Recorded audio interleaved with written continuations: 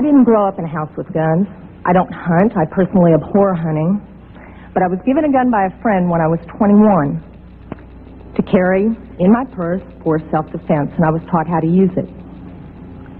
A couple of years ago, my parents and I went to a cafeteria in Texas on a bright sunny day. We weren't in a dark alley where we weren't supposed to be.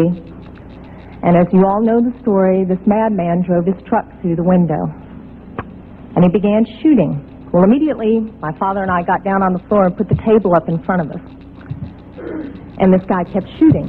And you're thinking, what could it be? Is it a robbery? That's the first thing that generally comes to mind. And he keeps shooting. It took me a good 45 seconds to realize that this man wasn't there to commit a robbery. He wasn't there for a hit. He was there to simply shoot as many people as he possibly could. When I finally realized what was occurring, I thought, I got him. And I reached for my purse. He was maybe 12 feet away.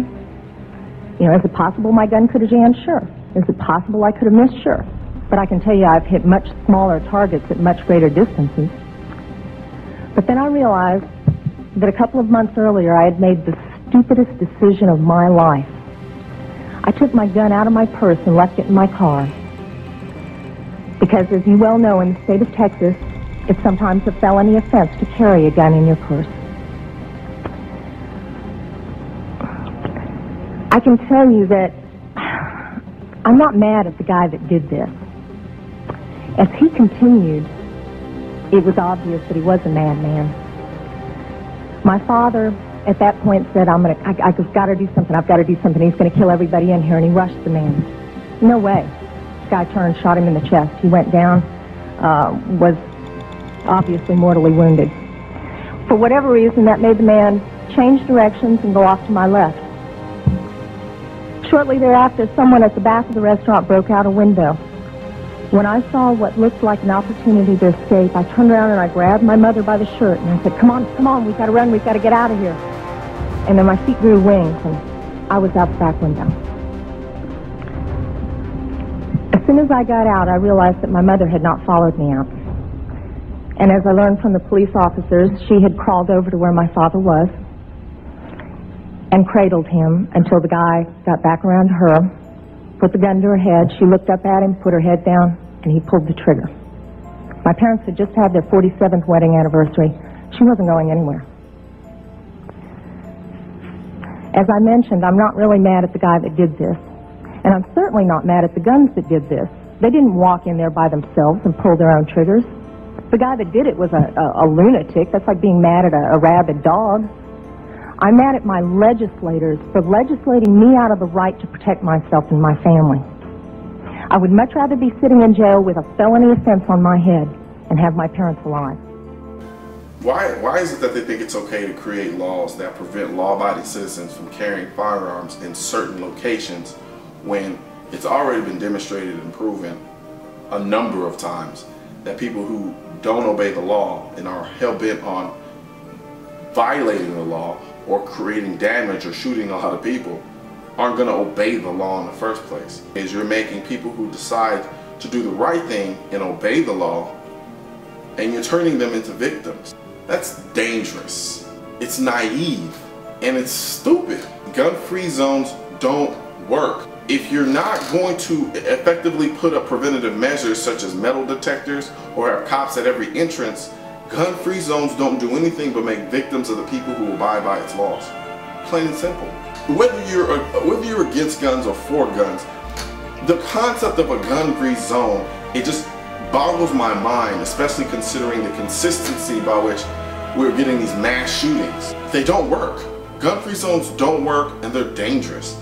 These shooters are losers, they're not Marines. Mass shooters don't want a challenge. That's why they go to gun-free zones. That's why they kill themselves when the police show up. Why not shoot up a gun shop? There are tons of people there. Why not a police station?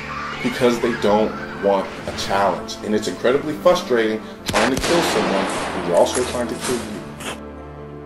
and it's always loaded, and you know. It doesn't get any more real than this. A 9mm handgun owned by 39-year-old Nabil Fawzi of Ypsilanti, used to stop a holdup at this Comerica Bank on Michigan Avenue in Canton. The robber, no match against Nabil's gun and his tough words. You told him what?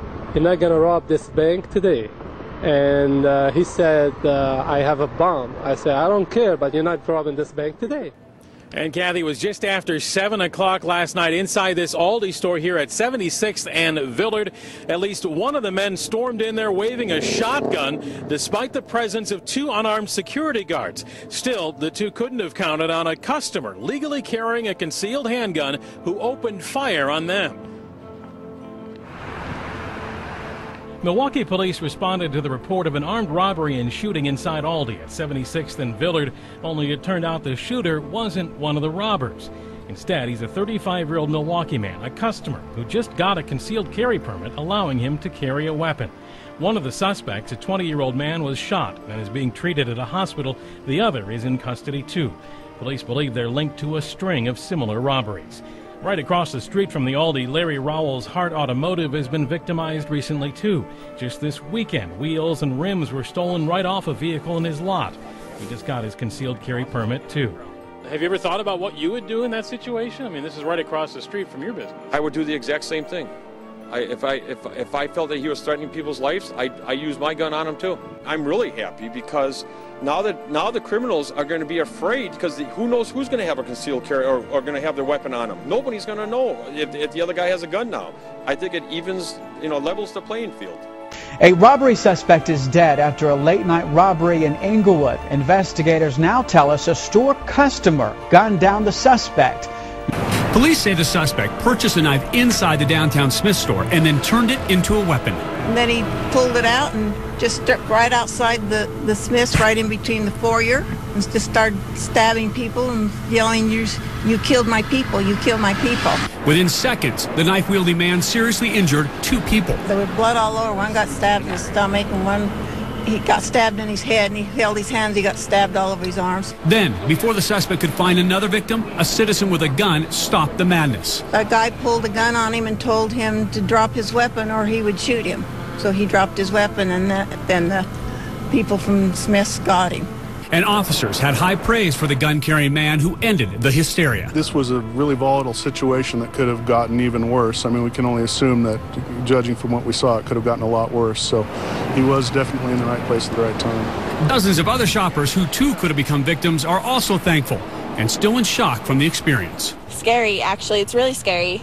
5 minutes before I walk out to my car, and that could have been me.